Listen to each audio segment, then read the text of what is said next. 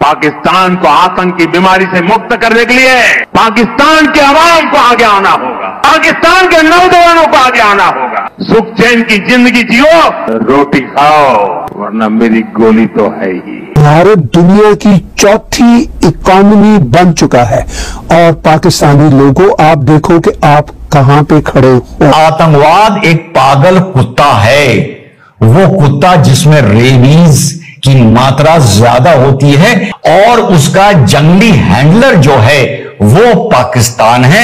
और अगर जंगली हैंडलर को काबू नहीं किया गया तो इस तरह के पागल कुत्ते वो पैदा करता रहेगा। इंडिया इतना मजबूत है या भारत की फौज इतनी मजबूत है कि पाकिस्तान जो है वो फतह कर लिया जाएगा। किया था कि मेरा सेंटीमेंट ये था कि ये अटैक 2 दिन हमारी आर्म्ड फोर्सेस को और देना चाहिए था, और ये मेरा सेंटीमेंट नहीं, पूरे हिंदुस्तान का सेंटीमेंट है। भारत को इस बात की फिक्र भी आज की तारीख में नहीं है कि तुम क्या सोचते हो पाकिस्तान क्या कर रहा है और तुम्हारे संबंध क्या है पाकिस्तान से, और हम अगर पाकिस्तान को कूटेंगे तुम्हें अच्छा लगे या बुरा लगे, हमें इस बात की परवाह नहीं है। अब पाकिस्तानी जो डीजीएमओ है इन्होंने कॉल की, ये एक अनडिस्प्यूटेड फैक्ट है। जब बात हो गई तो पाकिस्तान रुक गया, खामोश हो गया, लेकिन भारत ने 1 घंटे का टाइम लिया था।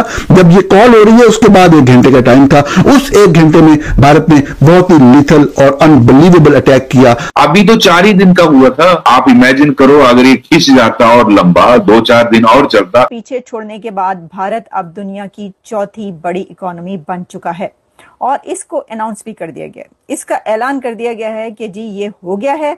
और ये कब हुआ है? ये उस वक्त हुआ है कि पाकिस्तान से जंग लड़ने के बाद भारत चौथी बड़ी इकोनॉमी बन गया। अब लोग ये कह रहे हैं कि पाकिस्तान से जंग के बाद भारत दुनिया की 4th लार्जेस्ट इकोनॉमी बन गया।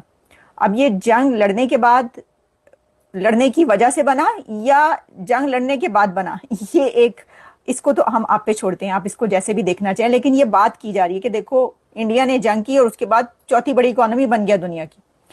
असल जंग तो इकोनॉमी की है सर। जो इन रियलिटी जो रियल वॉर है वो तो इकोनॉमी की है, वो एजुकेशन की है, वो टेक्नोलॉजी की है, वो साइंस की है, वो असल में तो वो है ना। लेकिन चलें, मैंने आपको कहा था मैं आपको बताऊंगी कि ये अनाउंस किया गया है, क्योंकि बताया गया तो ये क्या कैसे अनाउंस किया गया ये आप जरा सुन लीजिए।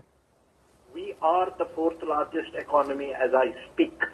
We are a $4 trillion economy as I speak. And this is not my data, this is IMF data. उन्होंने कहा है जी ये जो है आज हम दुनिया की 4th बड़ी इकोनॉमी बन गए हैं। इंडिया के थिंक टैंक की तरफ से ये अनाउंस किया गया है और ये हम नहीं कह रहे बल्कि ये IMF का डेटा कह रहा है।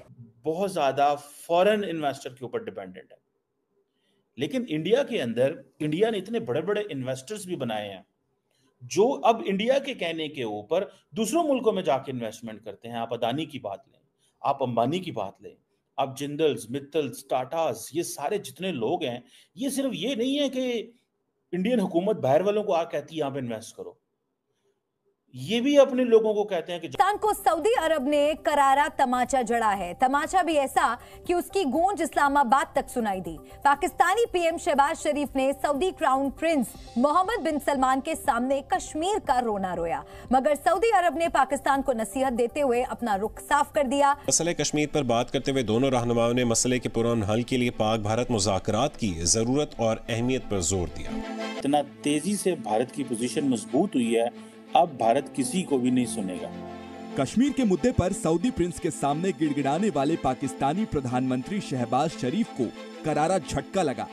शहबाज शरीफ बड़ी उम्मीद और हसरत लेकर गए थे, लेकिन सऊदी ने कश्मीर को लेकर पाकिस्तान को आईना दिखा दिया।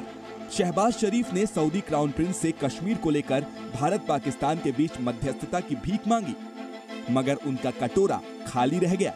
देखो, भारत और पाकिस्तान को बातचीत के जरिए सुलझाना होगा। सऊदी के इस रुख से साफ हो चुका है कि मुस्लिम देशों के बीच अब पाकिस्तान की हैसियत क्या रह गई है।